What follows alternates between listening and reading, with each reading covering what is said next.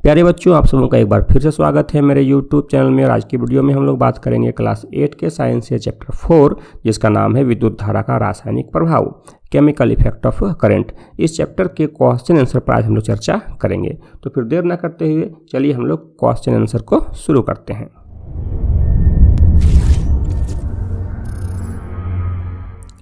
देखिए, इसमें जो सबसे पहला प्रश्न है, क्वेश्चन नंबर 1, आप देख सकते हैं स्क्रीन पर। नीचे दिए गए सही विकल्प के आगे टिक का निशान लगाएं। मतलब इसमें कुछ प्रश्न है और उस प्रश्न का 4 उत्तर दिया हुआ है। उनमें से जो सबसे सही उत्तर होगा उस पर हम लोग क्या करेंगे, टिक लगाएंगे। ठीक है, तो चलिए हम लोग देखते हैं। सबसे पहले पहला प्रश्न, आप देखिए स्क्रीन पर देख सकते हैं। पहला प्रश्न है विद्युत धारा उत्पन्न करता है, और आपके सामने ऑप्शन है क केवल ऊष्मीय प्रभाव, ख केवल रासायनिक प्रभाव, ग केवल चुंबकीय प्रभाव और घ ऊष्मीय, चुंबकीय एवं रासायनिक प्रभाव। तो देखिए, विद्युत धारा का जो प्रभाव है, तो विद्युत धारा ऊष्मीय प्रभाव भी उत्पन्न करता है, रासायनिक प्रभाव भी उत्पन्न करता है और चुंबकीय प्रभाव भी उत्पन्न करता है। मतलब विद्युत धारा तीनों तरह के प्रभाव को उत्पन्न करता है। इसलिए इसका सही उत्तर हो जाएगा घ। हम क्या करेंगे, घ में टिक लगाएंगे। ठीक है, ये हो गया इसका सही उत्तर घ। हम घ में क्या करेंगे, टिक लगा लेंगे। अब चलिए हम लोग देखते हैं दूसरा प्रश्न। आप देखिए मेरे स्क्रीन पर देख सकते हैं। दूसरा प्रश्न है निम्नलिखित में कौन सा घोल विद्युत का कुचालक है। ऑप्शन है क नींबू का रस, ख नींबू का पानी, ग सिरका और घ आसुत जल। देखिए, आसुत जल जो होता है वो विद्युत का कुचालक होता है, और बाकी जो नींबू का रस है या नींबू का पानी है या सिरका है, ये सारा विद्युत का सुचालक होता है। तो इसका भी सही उत्तर हो जाएगा घ। हम घ में टिक लगाएंगे। आसुत जल क्या है, इसका सही उत्तर है। अब देखिए तीसरा प्रश्न।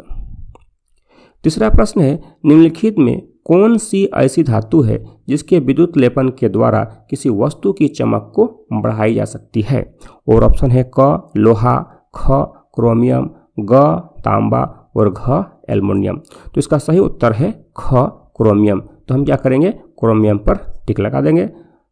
उसके बाद चलिए हम देखते हैं अगला प्रश्न। तो दूसरा प्रश्न है खाली स्थानों को भरिए, और इसमें बहुत सारा प्रश्न है। चलिए हम लोग एक एक करके सभी प्रश्नों को देखते हैं।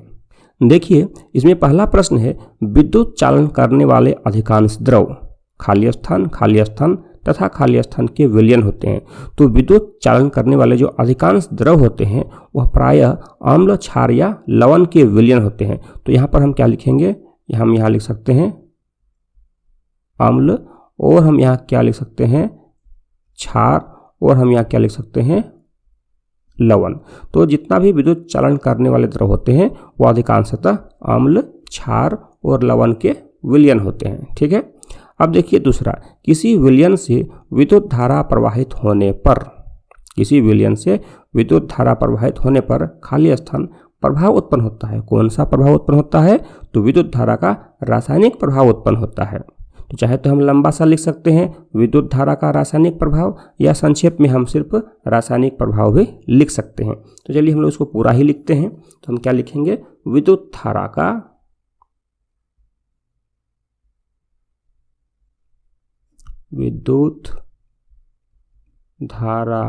का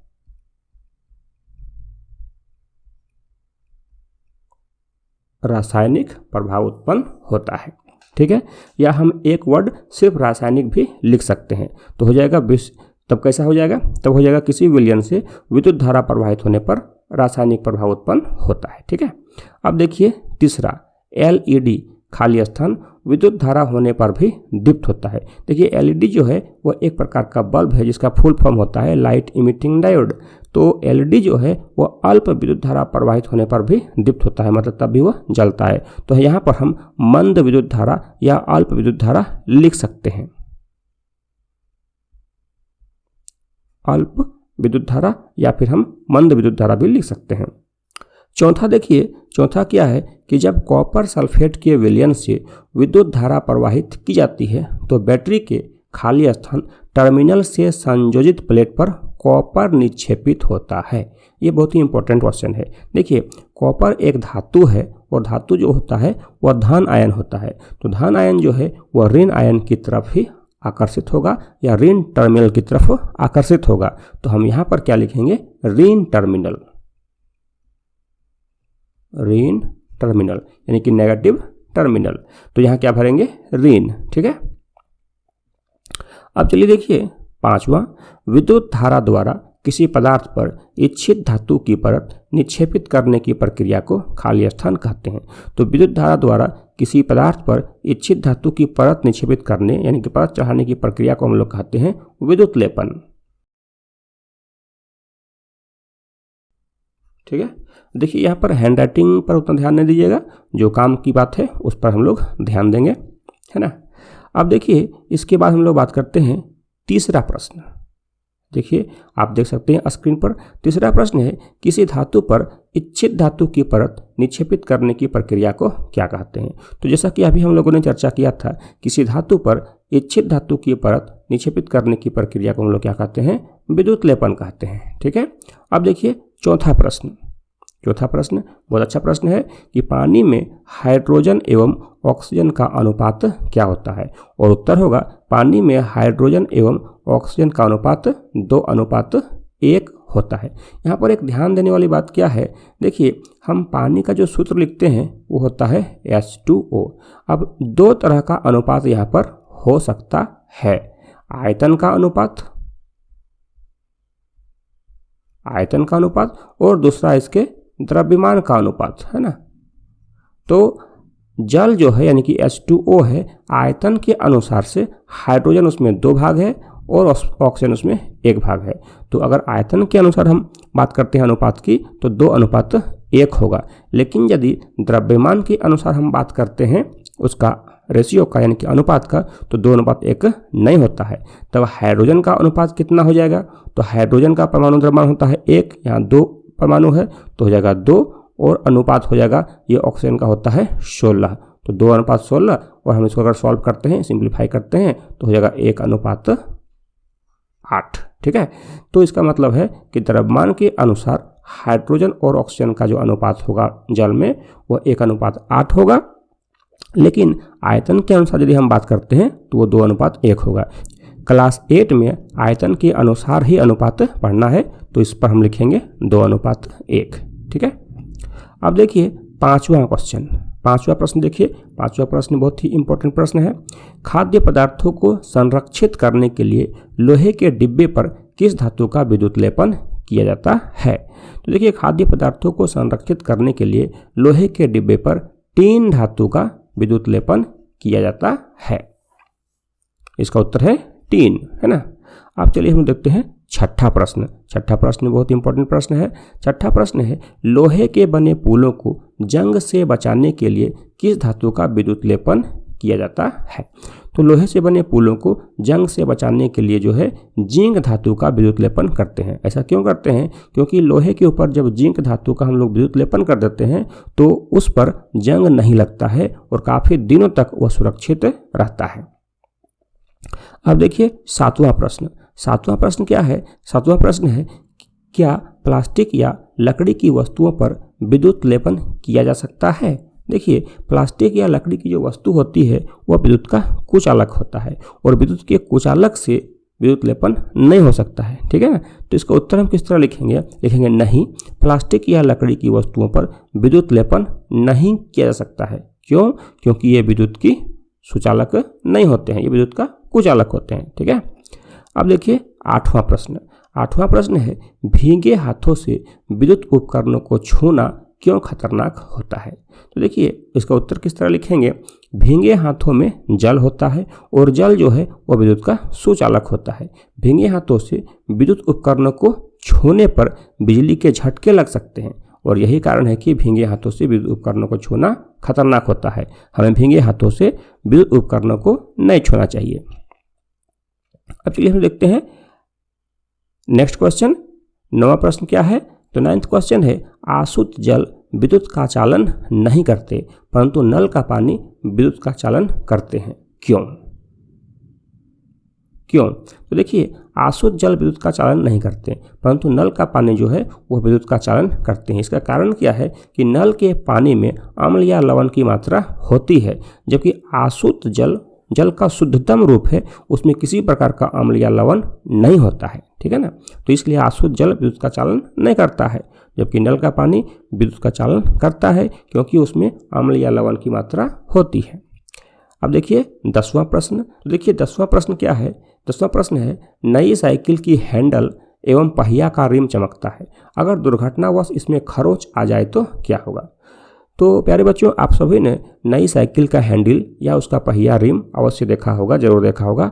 वो काफ़ी चमकदार होता है, लेकिन यदि किसी कारणवश उसमें खरोंच आ जाए तो उसमें क्या होता है, ऊपर का जो चमकदार परत है वह निकल जाता है और अंदर उसका जो मूल धातु है वह दिखाई देने लगता है ना। तो इसका उत्तर हम किस तरह लिखेंगे कि नई साइकिल की हैंडल एवं पहिया का रिम चमकता है, अगर दुर्घटनावश इसमें खरोंच आ जाए तो इसका चमकदार परत किसका होता है, क्रोमियम का, वो बाहर निकल जाता है और अंदर की मूल धातु दिखाई देने लगती है, ठीक है।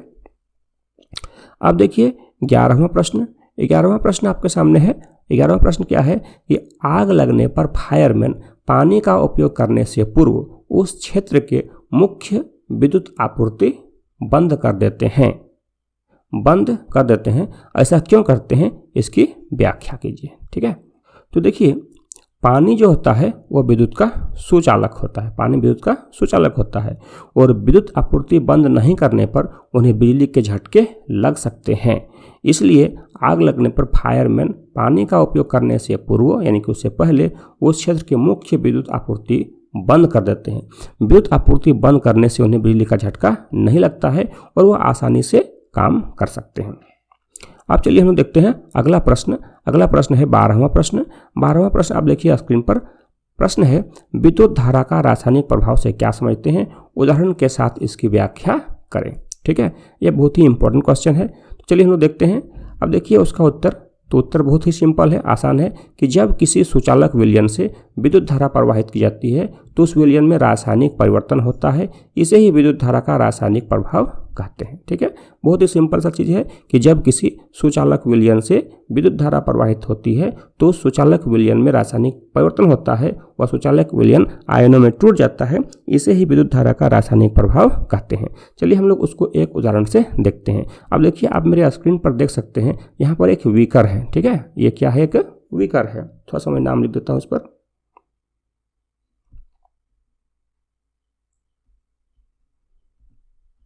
ये बीकर है, ठीक है। और यहाँ पर क्या लिया गया है, ये जल लिया गया है और इस जल में थोड़ी सी अम्ल की मात्रा मिला दी गई है। जल में क्या मिला दी गई है, थोड़ी सी अम्ल की मात्रा। तो ये जल जो है ये कैसा हो गया, अम्लीय जल हो गया, मतलब थोड़ा सा इसमें अम्ल मिला हुआ है, ठीक है। और क्या है, इसमें एक 2 प्लेट लिया गया है। आप देख सकते हैं जो ब्लैक कलर का दिख रहा है, काला रंग का, ये 2 प्लेट है। और उसको बैटरी के एक प्लेट को हम लोग पॉजिटिव टर्मिनल से यानी कि धन ध्रुव से और दूसरे को नेगेटिव टर्मिनल से हम लोग क्या करते हैं, उसको जोड़ देते हैं, ठीक है। उसके बाद स्विच को ऑन करते हैं। तो स्विच को ऑन करने पर हम कुछ देर के बाद क्या देखते हैं कि दोनों ही प्लेट से कुछ गैस के बुलबुले निकलने शुरू हो गए हैं।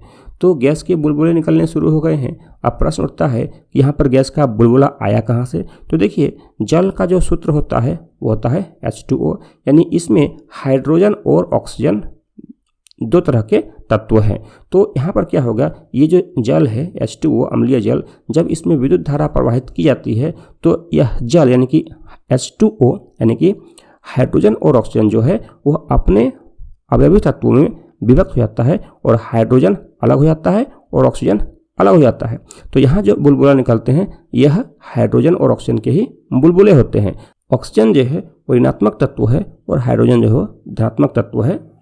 हाइड्रोजन जो है वह ऋण इलेक्ट्रोड पर बुलबुला के रूप में निकलता है और ऑक्सीजन जो है वह धन इलेक्ट्रोड पर बुलबुला के रूप में निकलता है। तो इस तरह से ये हो गया विद्युत धारा का रासायनिक प्रभाव, है ना।